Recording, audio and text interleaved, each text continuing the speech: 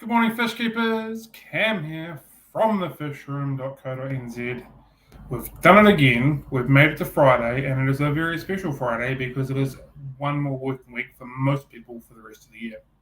So let's be really happy. Let's have coffee to celebrate.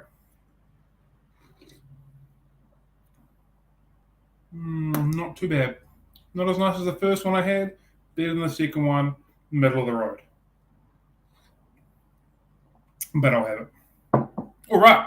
So got a little bit on the book today. Not a lot, but a little bit. So first of all, let's talk about next week's live stream. So next week's live stream will be obviously Friday at our normal time, but it's the Christmas Eve, if you want to call it that. Last week during our live stream, we decided, someone decided that it'd be a good idea to try and get as many people as interested coming on and just having a random talk about fish, kind of like what we did with Cam last week. It was just in a shop and just talking about fish and having a wee yarn. So we've had a couple of people say they're interested, which is really cool. I think we can get up to 10 different people on at the same time.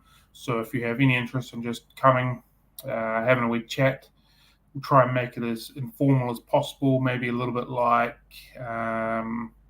you're going to a club meeting or something along those lines, just a whole bunch of people that love aquariums and love fish just sitting in a room talking about it, basically. So that's kind of the idea.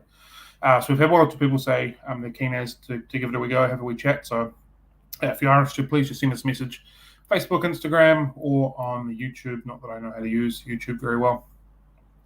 And we will send you the link for it, and you can get amongst it with us as well. So I think it'll just be pretty cool, just a nice casual way to end the best part of the year. And that, of course, will then lead us to one more week until the end of the year.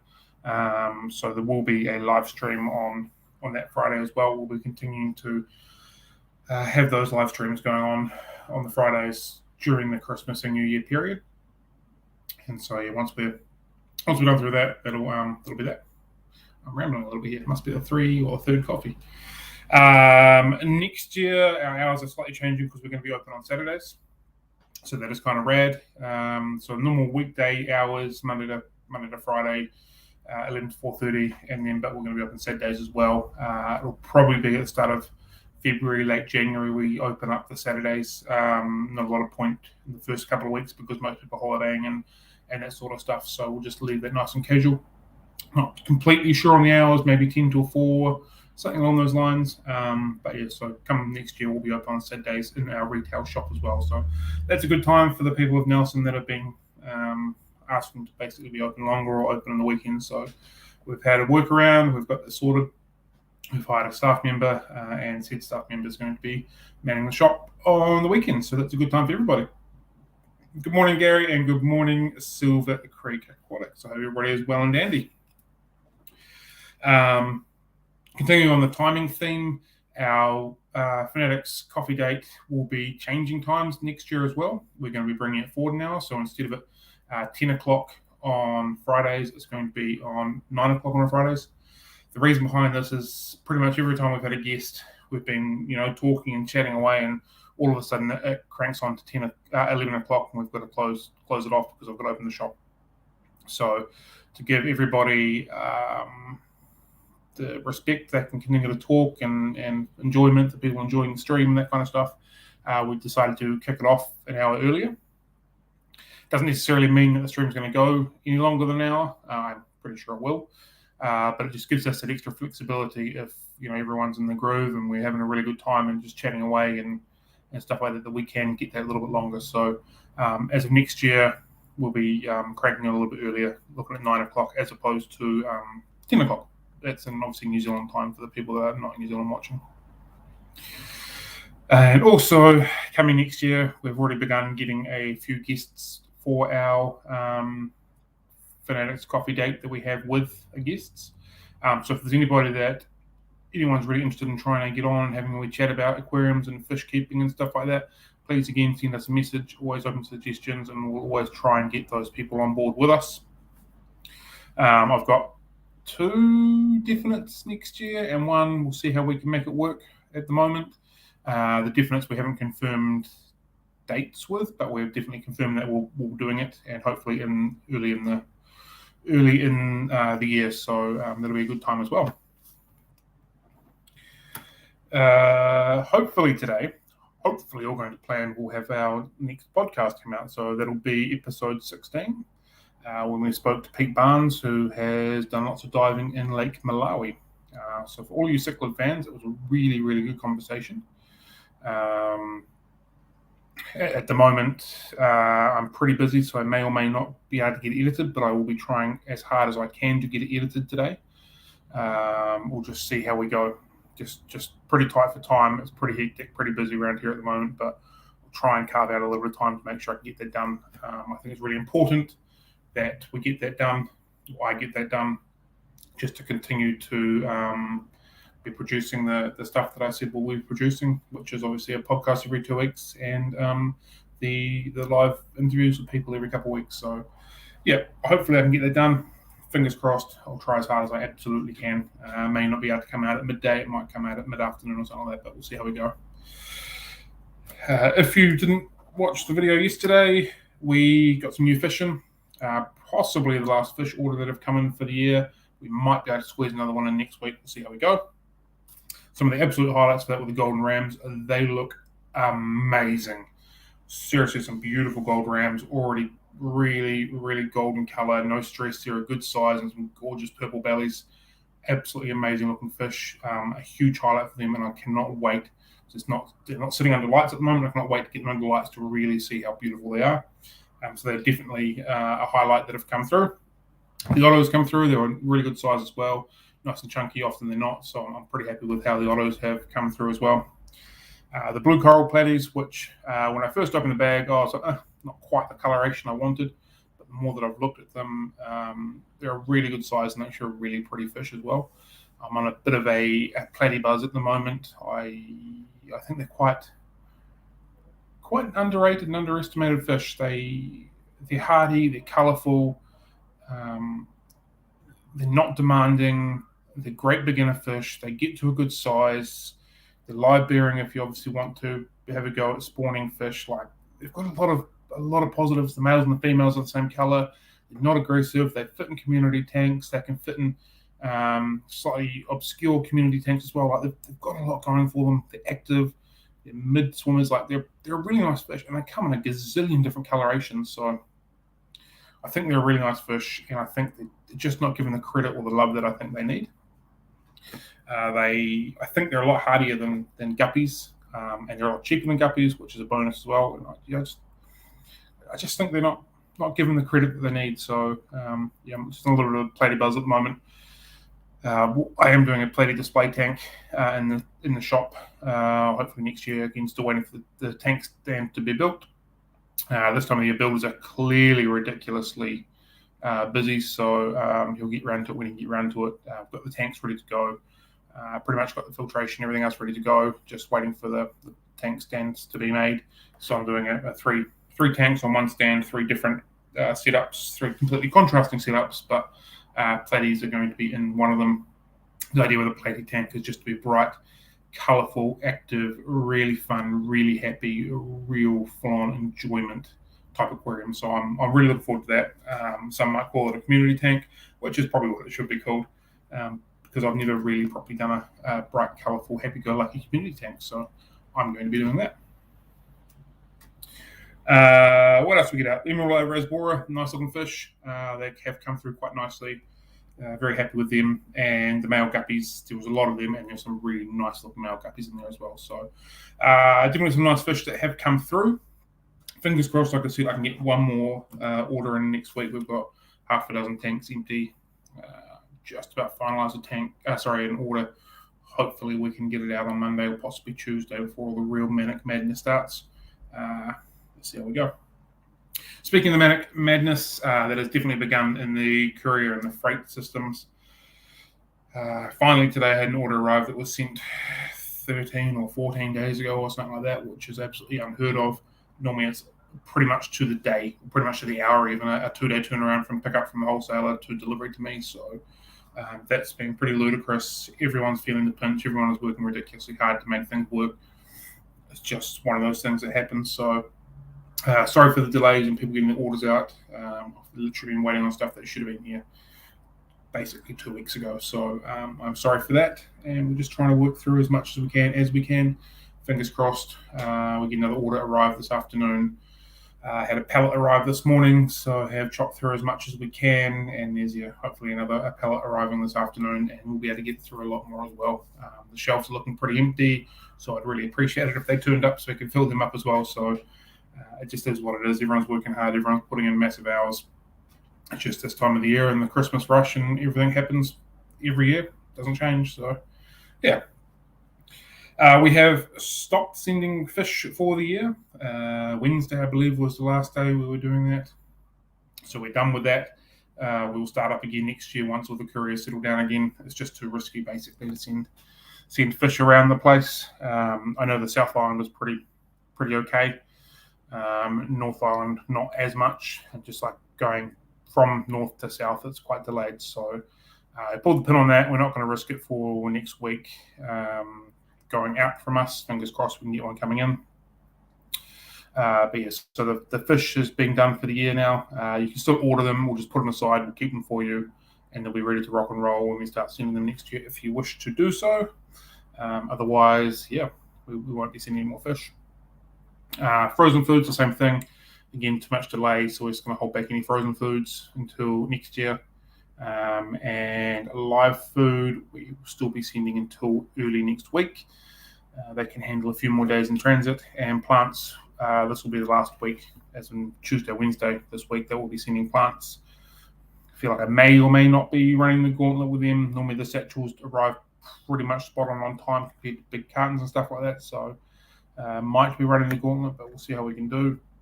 I have been keeping a very close eye on everything, and the satchels are generally getting delivered on time. It's just the cartons that are taking a little bit longer. So yeah, fingers crossed we go okay with that. Yeah, so the plants will be last basic order for plants this week. And again, we'll hold on to them until next year.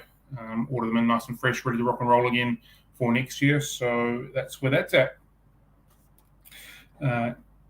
And next year, we'll be also changing the way that we are sending our plants around the place. Not very prepared again because I've got some stuff sitting up there, but essentially we're going to be sending plants in a compostable and or recyclable box that goes inside of our satchels. I think they need to be in a satchel because the satchel gets delivered overnight pretty much everywhere for the best part. And we had a few people worried about plants that were going in just plastic bags inside of that. Despite sending lots and lots of plants, very seldom we had issues. Made the decision to rectify that. So small amount of people that were a little bit worried about turning up like that are not going to have to be worried about that. The flip side of that, of course, is that it's going to cost us a lot more money to do that. So we're going to be charging for the shipping of our plants as of next year. So yeah, get in while you can. As soon as basically we're done for the year shipping plants, we'll be starting to charge on that, or that might have been made this Monday night, something along those lines. But yeah, very soon we'll be charging for shipping on plants. But the shipping costs are basically unable to be absorbed. It's just not possible. So yeah, it is what it is. Can't do much more about it. I'm sorry. To change the way we're doing it, it just has to be charged for. It's not a decision I wanted to make. It's a decision that I've had to make. It is what it is. And we're probably also going to be charging shipping in general for all other items as well. Cost of everything's gone up, and it's just costing us too much, and it's just not logical to continue with that. So we'll still be reviewing that over the course of the year, but over the end of the year, but it's most likely to be having to charge for shipping at the start of next year, unfortunately. So it is what it is. I'm sorry, it just pretty much has to be. But if I can work out a workaround before that, then I will. But if not, well, I'm sorry. On to some slightly less negative stuff. The 12 Days of Fishmas is going on. We are into day 4, day 5, day 4. I can't quite remember. So we've got over $1,200, nearly $1,300 worth of prizes that we're literally just giving away all you have to do is jump on to our Facebook page, pick a number that's available, and then you're into if that number is selected for the day, you're into the draw to win the prize that's behind the number. So really simple. So far, we've given away a packet of Cereocypher Algovic. We have given away this brine strip blender. We've given away a 4-pack of Pleco ceramic natural logs. Do not know what's behind this one because we haven't drawn it yet. But yeah, there's some pretty cool prizes there. So get amongst that and good luck for that to anyone who's entering. Yeah, I think that seems to be the general consensus. A couple of years ago, when we first started the free shipping on the plants, most people were quite happy with that. But despite us having very little issues with it, there seems to be more people that are happy to pay for the postage now. Or that's what they say. I guess the proof will be in the pudding when we start charging for shipping, whether or not the plants continue to get sold or not. So we'll see how we go. It just has to be anyway. So yeah, unfortunately. Right. Yeah, there are some great prizes in there, Gary. I'm not clearly going to share the list of prizes that we are giving away, but there are some very, very cool prizes coming up. Some very exciting prizes coming up. So yeah, it's a really easy competition to get amongst and get involved in. And yeah, there is some pretty cool stuff coming up. I can assure you that. Last but not least, that I have in my little book is just a wee update on the whiptails. So far, I've lost 4 of the little whiptail fry. They have now been alive for 15 days. So we'll see how we go. This is the first time I ever attempted to try and raise whiptail fries. So I'm not only out of my comfort zone, but I really don't know what I'm doing as far as these go. I've spoken to a few people that have managed to raise them quite successfully. Lots of live food, lots of green water, lots of green food for them seems to be the way forward.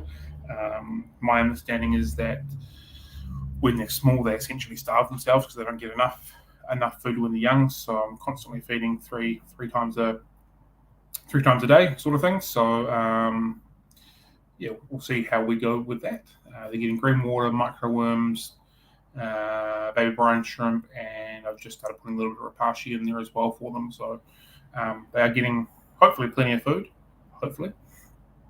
And they're getting a water change every other day. So there's a lot of fish at 65 litre tank. There's 4 guppies and probably 10 to 15 whiptail fries. So there's not a lot of waste going in there, but I thought if I can absolutely minimise it, that's what I would do.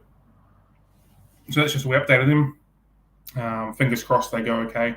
Not entirely sure what I'm going to do with that many royal whiptails. I think we've got about 40 in stock at the moment, about yay big. I've got a breeding pair, which we're still sitting around on. These fry coming through, if they all survive, they probably won't, but there's another 10 to 15 there.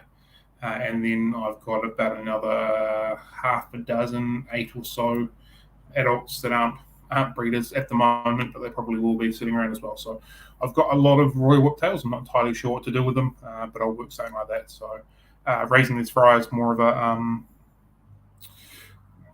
bit of entertainment. Entertainment's not the right word. More of a little challenge for myself, as opposed to I'm trying to raise them for the shop to sell on. It's a wee challenge for myself to raise them and say that I have. So that's a good time. My keyholes are yet to have respawned. I spawned once and they ate their eggs. I removed all the other keyholes that were in there, and they haven't gone since. The females is taking a cave, which is very unusual for them. I always thought they were flat rock spawners, but this female decided to spawn in a cave.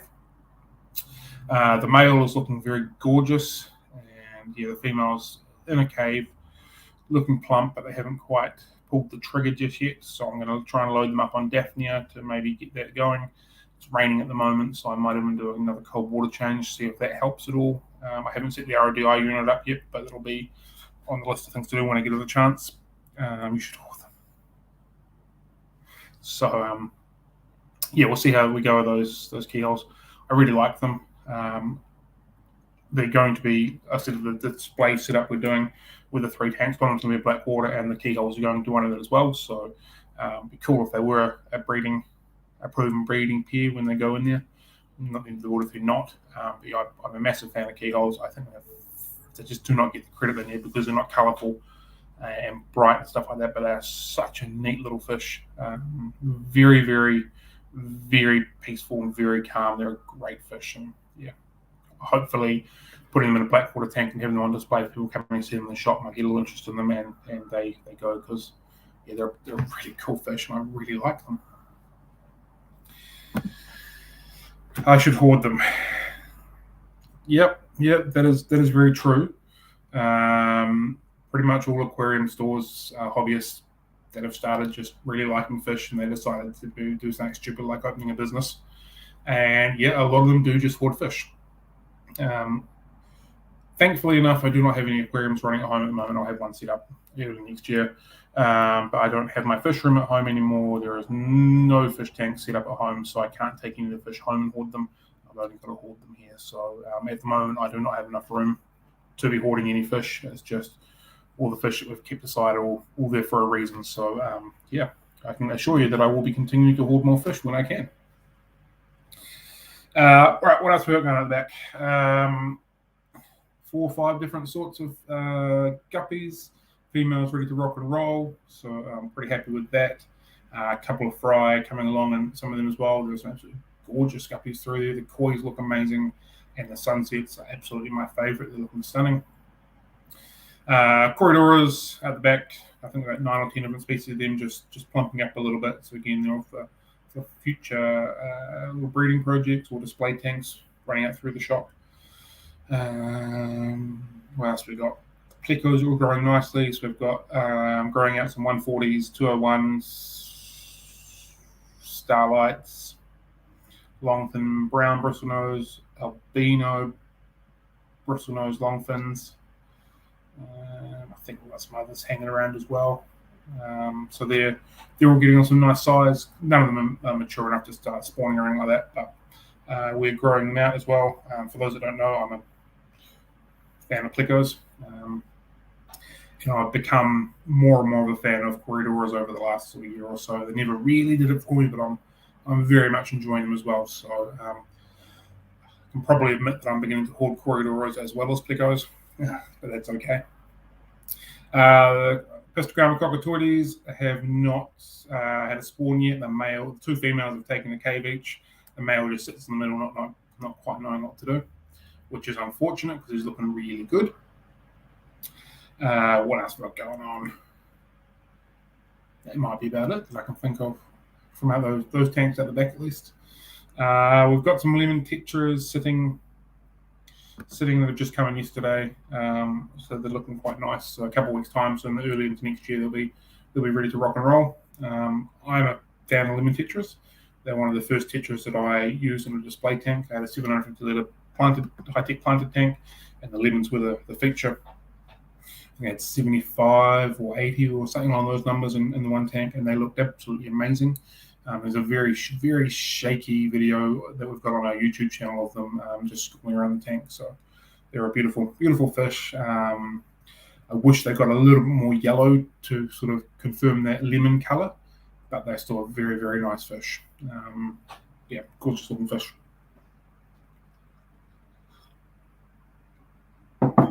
So that's pretty much all that I've got. I can't really think of the other stuff we've got sitting out in the back ready to rock and roll. But I'm sure there's other bits and pieces that are sitting here that I'm just waiting to grow out so they start producing and start being able to start making some fish babies basically. So that's why we're holding the longfin bristlenose and the other bristlenose we're holding, so we just produce our own. Particularly longfins don't seem to be around too often. I'd love to get my hands on a group of longfin calicos or even just standard calicos, but definitely longfin calicos. I think they're an absolutely stunning fish. They do not come up very often, and I'd very much like the opportunity to try and make some red bristlenose from that calico group. I think that'd be quite cool. But yeah, so at the moment, just the longfin browns and longfin albinos. Again, wouldn't mind getting some golden possibility as well. So I do like longfin bristlenose. It's one of the few longfins I'd like. But yeah, so if anybody is holding on to Any long fin calico bristlenose, please let me know, or even short fin calico bristlenose, let me know. I'd be very interested in buying a group. Actually, same with any plecos, dwarf plecos, to be fair. If anyone's holding on to a group or have some fry that I'd like to move on, please let me know. I'll find some tank space and I'll begin hoarding small plecos, as Shelley so politely calls it. Rummy nose and cardinals are beautiful fish as well. I do like cardinal tetras. I think they're pretty. Very nice little fish. Fingers crossed they're coming in next week as well, before the end of the year. So they're a nice fish. I'm also very, very prone to enjoying the green fire tetras. I'm really loving them at the moment. They're sitting in one of the tanks above some albino corridors, which I'm not a huge fan of. But yeah, the green fire tetras, I think they're absolutely stunning. Unfortunately, sold my last lot of them earlier this week, but I'd like to get some more of them because I think they're a beautiful fish. When they get big, they get some really nice coloration on them. You don't see a lot of green shades in fish, and I think they're definitely well and truly worth it. So, yeah, that's a good time. Okay, I'm going to go now. I'm sure you've got a lot of work to do. Excuse me. But I'd just like to reiterate, is that a word? That if you do have some calico longfin bristlenose or some normal calico bristlenose, I'd be interested in getting some off you.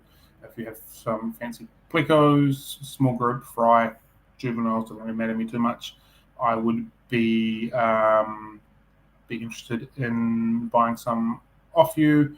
And there's probably a few other bits and pieces. If you're a breeder and you're producing numbers of fish, please get hold of me.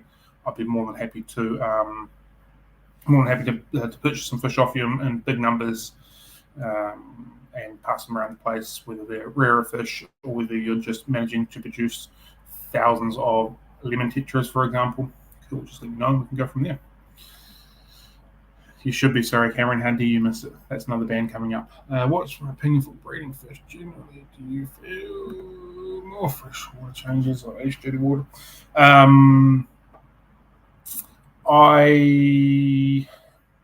think the theory of letting the water get dirty and then blasting with cold water often works. Cold fresh water often works really well. I'm not a significant fish breeder, so I don't have a lot of experience on that. My interest in fish is setting them up and making them into display tanks and caring for them to that point, not so much reproducing them. But we've got the space, so that's what we're going to play around with for a little bit. I'm going to try the really clean water for the keyholes at the moment.